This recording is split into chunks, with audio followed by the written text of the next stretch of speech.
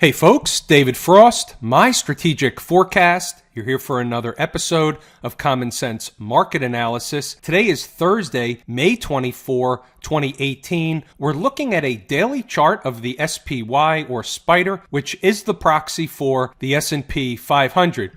And it was an interesting day across the markets today. We had some news hit the wires this morning that actually produced an interesting trade, and I'll go over it with you when we get there. Basically, what happened was some news hit the wires that the North Korean summit is now off. It's on again, it's off again, it's on again, it's off again. And this is exactly what we've been discussing over time about all the geopolitical events, the financial potential catastrophes out there. Everything is in the pot. It's all mixed together, and sooner or later, a market will go down or a piece of news will come out or vice versa, and one thing leads to another, and that becomes the reason. So, therefore, today the summit's off. Tuesday, we can get back after the 3-day holiday weekend. The summit could be back on, and the markets could go up. Who knows? You never know what you're going to get from day to day. So, instead of trying to interpret the news, what I would rather do is just take a peek at the chart, see what happened, and say, or ask ourselves a couple of questions. Number one, the first question is, that news hitting the wire today, was it as important at the end of the day as it was when it hit the wire?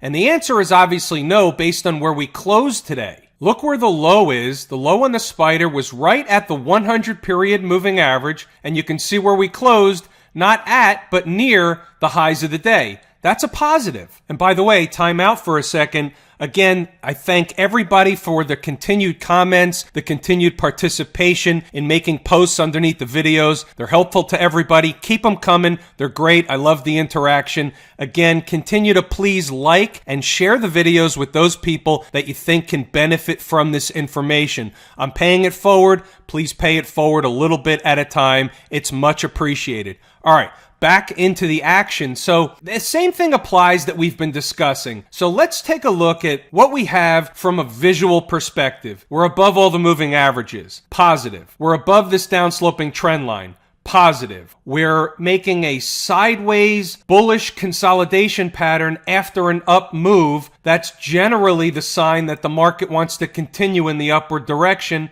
That's positive. The longer we go sideways, the higher we can come out of this pattern. One way or the other, the energy is going to be released as a result of going sideways in this channel for a period of time. So you can look at it a lot of different ways. We've been trading in a channel for the last several days, okay? So when you look at an intraday chart going back several days, this is all you see is this back and forth channel.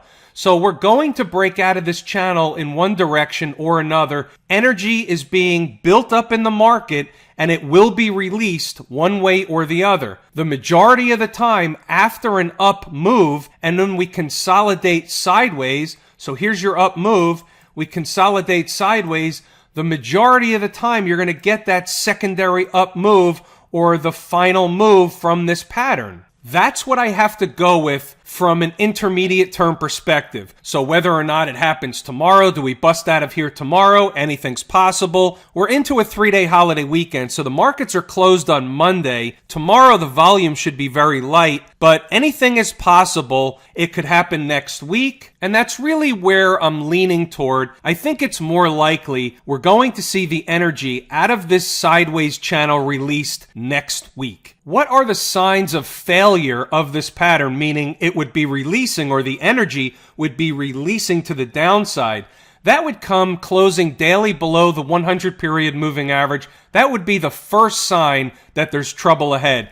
And then if we started getting below that downsloping trend line, closing below there, that happens to right now coincide right around the 20 period moving average, that would be another real negative sign. So we would have to assess the market at the time. Right now, that's not what we have. What we have is a market that rallied off the lows today. That brings me to the intraday session. I know there are traders out there that appreciate the discussion that centers around intraday trading. So let me go down to a shorter time frame. Here we're on an intraday 10-minute chart. So the market opened right about here. Okay, so that's the opening candle of the day. We had a pretty hard sell immediately. That news hit the wire. The market started selling. And the question is, how would somebody have known that this was a buying opportunity down here? Well, actually, there are several reasons why. There are several supporting reasons why that was a good buying opportunity down there. They're all taught in the course at Lazy E Mini Trader. Item number one,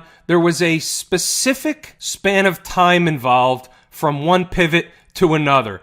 It's taught in the course. I'm not going to go into any more detail right here, right now than that, but that was item number one. Item number two is you have a double bottom area. That's item number two. Moving over to an hourly chart where we can see more of the chart to the left, meaning the past recent history, what we can also see is not only on the 10-minute chart was this a double bottom over here that we pointed out just a minute ago, but there were more pivots, which tells you that the chart thinks, or the market thinks, that in and around that price level is important. We'll call it around 271. That was item or reason number three. You had some support coming in here from the 100 period moving average. Another reason, we'll call it reason number four. Remember the daily chart? Here's the 100 period moving average on the daily chart that came in today at 270.67. Today's low happens to be 270.78. So we spiked through 271, which is another reason why. So I lost count. Maybe that's reason number five.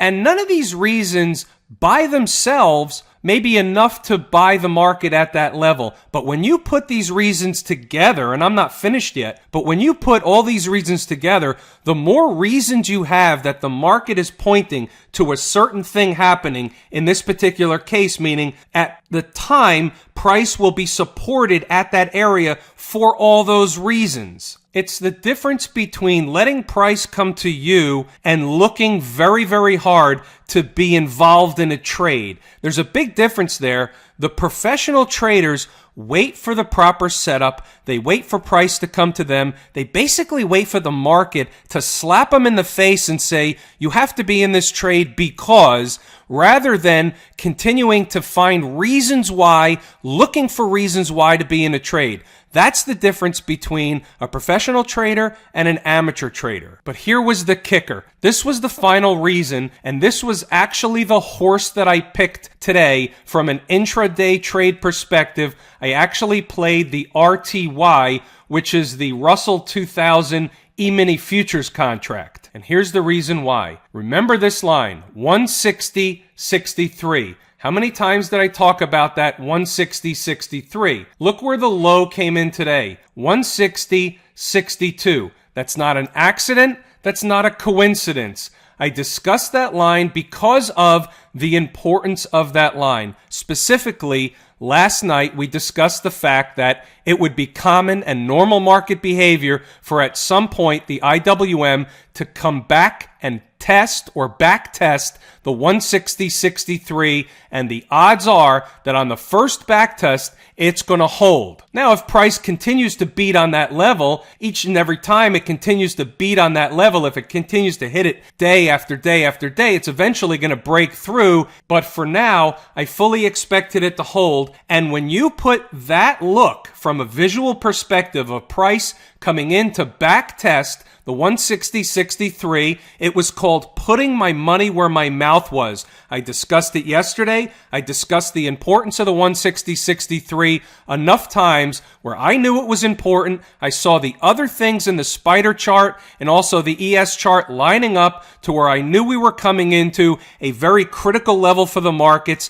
That's where I decided it was appropriate to put risk on. Here's the reason why I'm discussing this. Because if you really want to learn how the market works, everything I just discussed and a whole lot more is broken down into its particular components in the course at Lazy E-Mini Trader. If any trader was able to spot even half of the items that I discussed before as to the reasons why to enter that trade today, they still would have taken the trade. Now remember, I say this with the full understanding that there was no guarantee it was going to work. I had an appropriate stop-loss limitation in mind, and it's certainly not an easier trade than some of the other types of trades or patterns that we trade from, because this was one of those catching a falling knife feelings, which brings me to another point. And here's a look at the 10-minute chart, and you can see what I'm saying It was catching a falling knife. If I didn't have this line, or somebody just had white space here or black space, a lot of traders like the black charts,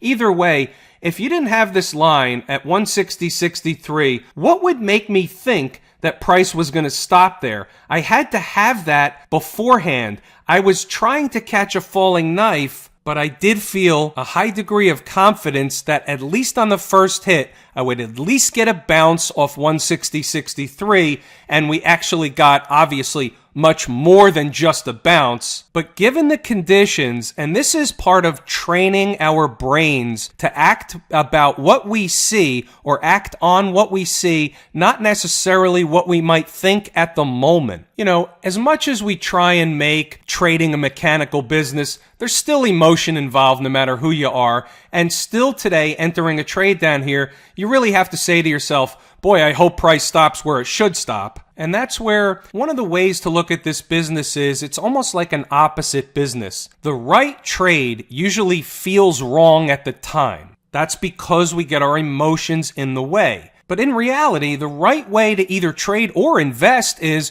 you're buying at a support area, something's on sale, it's been getting less expensive, so it's more attractive to buy. And if we're buying at support, your recent memory is that price has been just going down. Therefore, our brains are wired to think in the short term that it will continue to go down. The same thing applies on the upside. As price goes up, our brains are wired to think that it's going to continue to go up, and that's why everybody gets more bullish as price goes higher and higher. The reality is the professionals sell into strength and buy into support, and it absolutely feels like you're doing the wrong thing at the wrong time, but it is right. The trick is learning how to buy in the right support areas and sell at the right resistance points. Well, I can certainly teach you that, and it's certainly a prerequisite for making money in this business. Whether you learn it from me or somebody else, you have to have a foundation and a systematic approach to this business. By the way, do you see bullish or bearish behavior on this short-term chart? All right, I see bullish, I see an up move, and I see sideways. Let's look at the hourly chart. What do you see? Same, obviously, chart. You see us consolidating and staying above the 20-period moving average and above the 50. We're consolidating sideways. If this plays out, we should have another move to the upside, and that's bullish for the IWM. And if the IWM is leading the charge, then I would assume that the rest of the markets will follow. Just to wrap up on the IWM daily chart, 160.63, close below that. Trouble right now. As long as we're above that, we can work our way higher in the IWM. Let's go over to the VIX real quick. And anything new in the VIX? Nothing new from yesterday. We had almost a mirror image of yesterday occur again today. So we had that spike up earlier in the day into the moving averages, finish near the lows of the day. It's really the mirror image of what happened in the spider today in the IWM, the other equity indexes. Technically, still in a bullish pattern. Technically has not broken the bullish pattern. The VIX hasn't. So I just should mention that fact also. That's the other side of the equation. You know, while the other markets were down slightly today, when you take a look at the Dow Jones Transportation Average, you'll notice that we had over a 1% up day, up 125 points. When you look at the S&P Cash Index,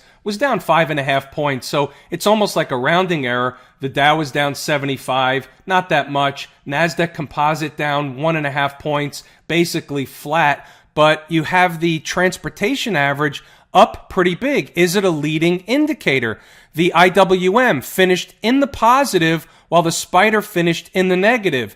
Not by much, but certainly relative strength, even as little as it may be, it certainly is my favorite market leading indicator. So I'm going to use it as a very tiny puzzle piece, put it on the table. But the transports certainly showed strength. We're above all these moving averages. We talked about this last night.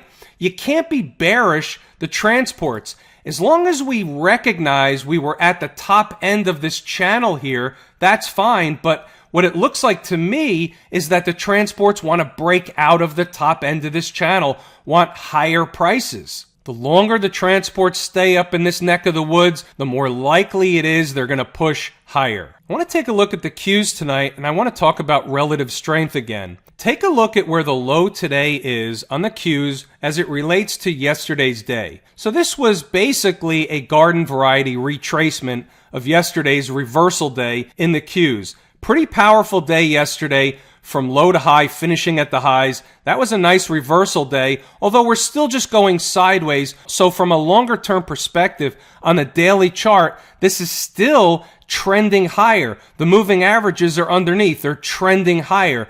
This chart is telling us that price wants to go higher. But back to relative strength. So in the Qs, when you take a look at this chart, you'll notice where the low was. Nowhere near yesterday's low. Go back to the spider. Look where today's low is. At an important level, the 100 period moving average below yesterday's low, but at an important level. So the 100 period moving average is important. It was around lows that we've been seeing for the last several days. So it was at an important price, or we'll call it a price zone. How about the IWM? So at the same time, the IWM is coming in to test a very and extremely important price level, a former high where we broke out from, also known as the scene of the crime. We came in, tested it, spiked through by 1 penny, and reversed on a dime. Very important price level going back to the Qs.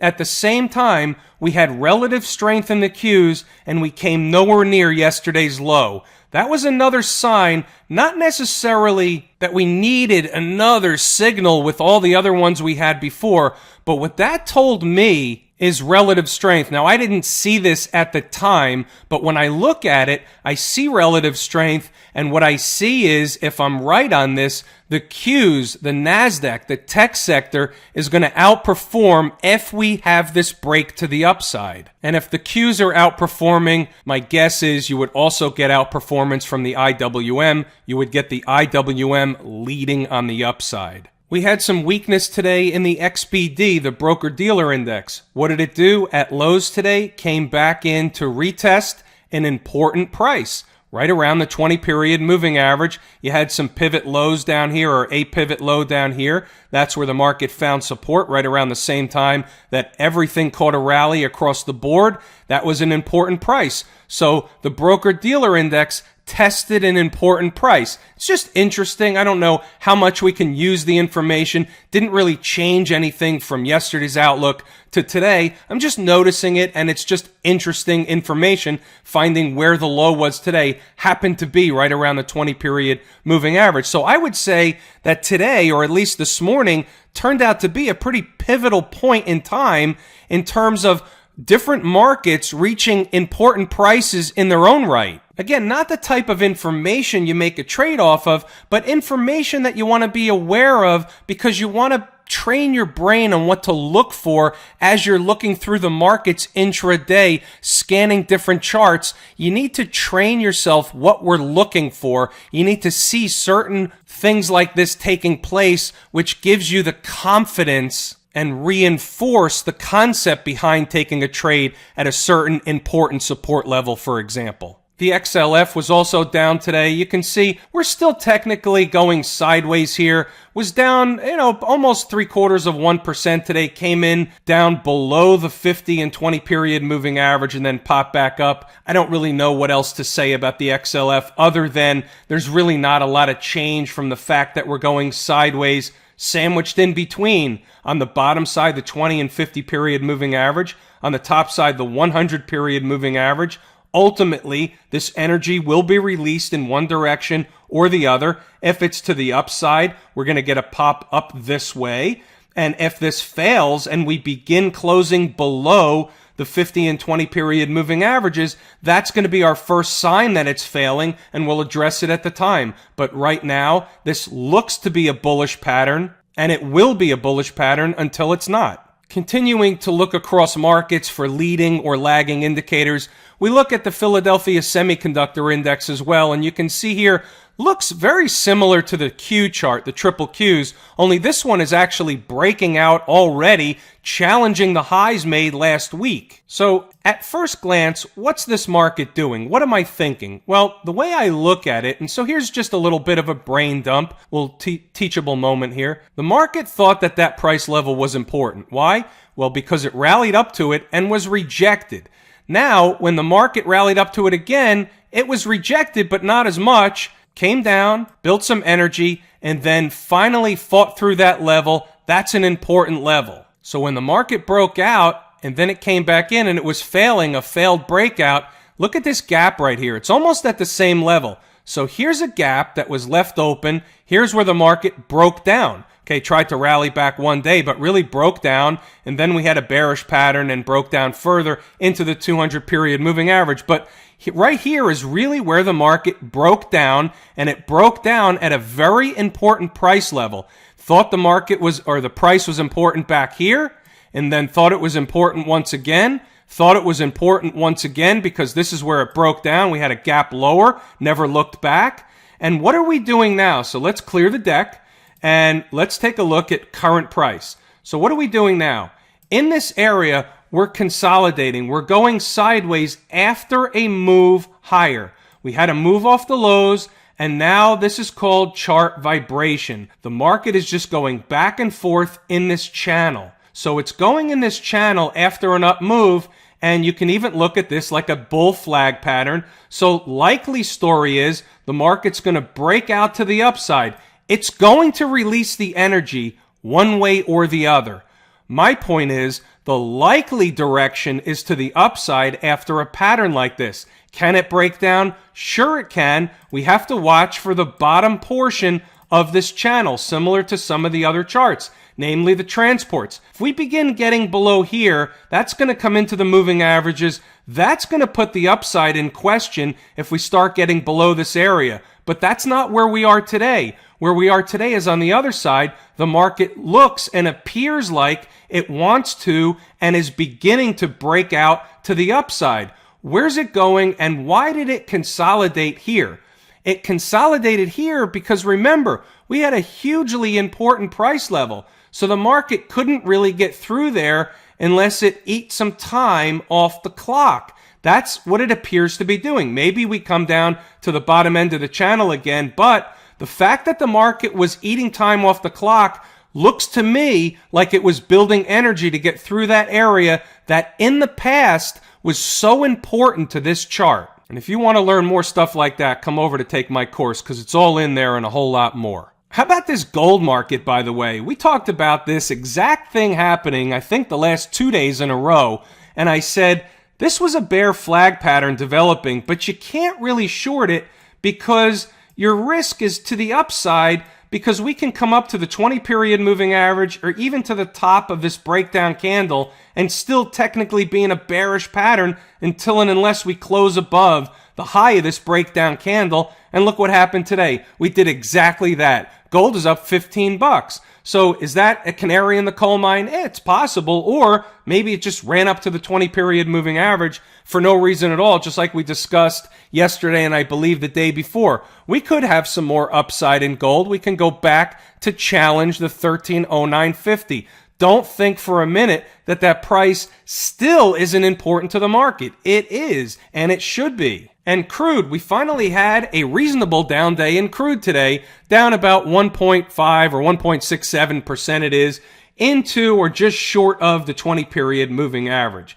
My guess is this was just coming back to retest the 20 period moving average. I don't think it's anything more than that. It's in an uptrend, and I still fully expect us to get into the hot zone. Show you the hot zone like I do each and every night.